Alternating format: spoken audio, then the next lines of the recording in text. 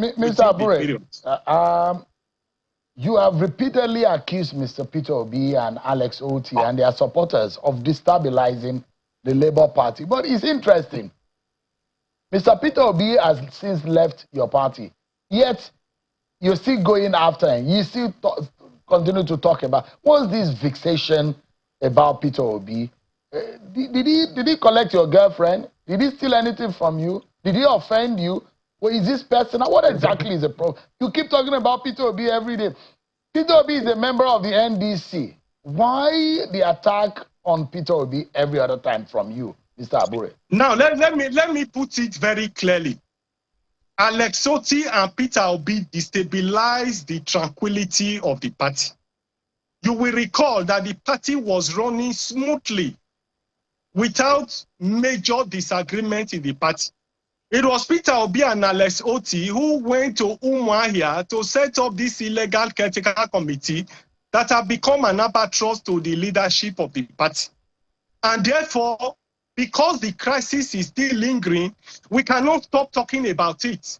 Because each time you talk about the crisis in the Labour Party, the names that feature prominently is Peter Obi and Alex Otti. And they are the cause of the crisis in the party, and that's why we have continued to talk about it.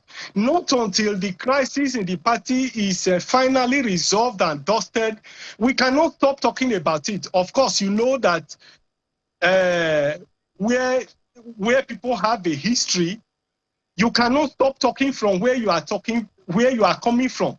You must continue to talk about where you are coming from in order to determine where you are going to. And so, in the recent time, it wasn't wrong for us to talk about where we are coming from in order to get to where we are going to. But now that Peter Obi has left, can you just let the man have his peace? Because I see your comment. You have after refusing to allow us have peace and tranquility in the Labour Party. Before he joined the Labour Party was peaceful. There was no crisis in the party. He created crisis in the party and left for NDC. So you want to retaliate? To talk about it. You want to retaliate by not making him have peace where he's gone to. And now let me put it this way. The same way they created crisis in the Labour Party is the same way they are creating crisis in the NDC. And that's why I have only just said that the NDC leadership should be aware, and I'm happy that they are gradually taming them and gradually controlling them so that they will have peace in that party. There's nothing wrong in giving advice to other leaders of other political parties. After all, we are looking forward to having a Nigeria that works. We are working towards having good governance in the country. And therefore, it is our responsibility as a participator in this process to continue to give advice, even to government, to other political parties, and to even government agencies. There's nothing wrong with it. There are those who say you need a lot of those advice. There are those who are asking that, why don't you focus the energy on yourself and your party, because you seem to be the one with the problem. You have won the NDC not to repeat what you describe as Labour Party's mistakes with Peter Obi and his supporters.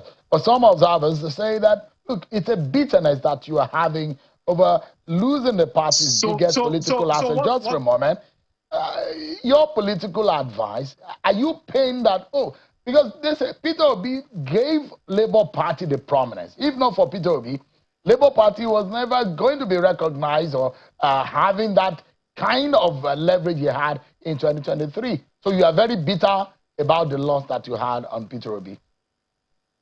Well, let me put it this way. There is no gainsaying the fact that Peter Obi brought prominence to the party. There's no gainsaying about it. But I want to say very clearly that it is 50-50 contribution. Nigerians were determined to have an alternative political platform to other platforms. And I want to believe that we created and made the platform available. We created that opportunity, and we brought in our own credibility, our platform to the party. And I'm sure that that was what Peter Obi saw that attracted him to the party. The party wasn't completely empty. You recall that the party had once had a governor before. We have had elected officers before. And let me even say this very clearly. Even before Peter Obi came, a lot of prominent Nigerians had already joined the party.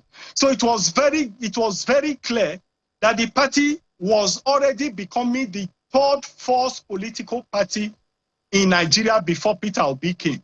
Don't forget that politicians like Pat Utomi, even Alex Otti, and some other political bigwigs had already joined the party before Peter Obi joined the party. But I want to agree completely that he brought prominence to the Mr. party, Abure, and quickly. we also complimented that, Mr. Abure. and that was what resulted in what we had in the 2023 general election. Mr. Abure, how much did you collect to destroy Labour Party? How do you mean? How much did I That's the collect to allegations destroy coming the party? from the Peter Obi end of it. Those are the supporters of Peter Obi said you are being funded to destroy the Labour Party. So how much did you collect if their claims and allegations are true? Let me put it very clearly. Where did the crisis of Labour Party started from? The crisis of Labour Party started from when Peter Obi and Alex Otti went to Umuahia to create a caretaker committee that led to the crisis in the party. So how does that affect me? How does that result to collecting money from many persons?